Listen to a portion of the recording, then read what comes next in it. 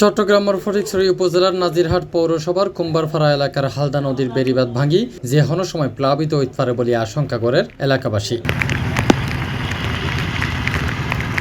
গত কয়েকদিনও টানা ভারী বর্ষণ ও ফাঁড়ি ঢলত হালদা নদীর পানি বিপদসীমার হাসাহাসি পৌঁছে যায়। এতে করে বেড়িবাঁধ নতুন করে ভাঙনের আশঙ্কা দেখা দিয়ে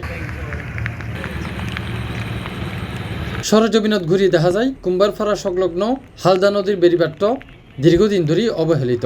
বছরখানেক আগর বন্যাত ক্ষতিগ্রস্ত হইলেও এখনও এর কোনো সংস্কার নয়। ফলে নদীর পানি বৃদ্ধি পাইলে ভাঙ্গন সৃষ্টির মাধ্যমে পানি লোকালয়ত ঢুকি পড়ার আশঙ্কা তাহে।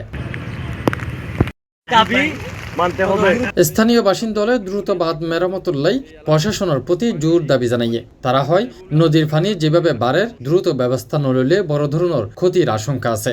এই বাঙ্গন যেন দেখতে লাগবে এই যে বছরের বাঙ্গন ভাঙ্গি যায় যে পর্যন্ত কি না করে ঠিক না করে। তো আবার যদি যদি নতুন যদি আবার যদি দল যদি নামে যাও তাহলে এমনি বাঙ্গিরি কুম্বরপাড়া লেখা পুরো খেয়ে যাবে গই পানির বন্যায় বাসে যাবে গই আবিছে এলাকা ফকিরহাট আর এই কুম্বরপাড়া 4 নং ওয়ার্ডত বিশেষ করে এই 5 নম্বর মানে যত আছে ওয়ার্ড যত আছে মানে যত কিনা এলাকা আছে একদিনের মধ্যে বন্যা ইয়াবের সম্ভাবনা বেশি। এই যে বাঙ্গন গান দেখুন কুম্ভপাড়া 4 নম্বর ওয়ার্ডের মধ্যে পানির সংখ্যা যদি বাড়ে যায় গই তাহলে আর কুম্ভপাড়া এলাকা কৈরাট এলাকা বেশি এলাকা মানে বাসি যাবে গই।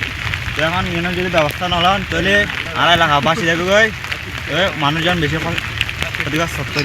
গতবার বন্যার মাঝে মানুষ বেশি কষ্ট পাই এবার যদি বানিয়ে যদি না মানে গতবার তুমি ডবল কষ্ট পাইব বানিয়ে প্রায় ভাঙি গিয়ে প্রায় তুলাহরি লাগে আছে যদি তাড়াতাড়ি না বাঁধে বেশি কষ্ট হবে। যদিও এই ব্যাপারে উপজেলা নির্বাহী কর্মকর্তা মোহাম্মদ মোজাম্মেল হক চৌধুরী জানাই নদী ভাঙ্গনের এই বিষয়কে পানি উন্নয়ন বোর্ডে জানাইয়ে তিনি পানি উন্নয়ন বোর্ডের সাথে আমার কথা হয়েছে। এই মুহূর্তে তো আর আসলে নতুন করে প্রকল্প কোনো কাজ তেমন কিছু করার সুযোগ নাই, তাও তারা তাদের মতন ইয়াতে থাকবে, সতর্ক আছে আর কি এই বিষয়টা।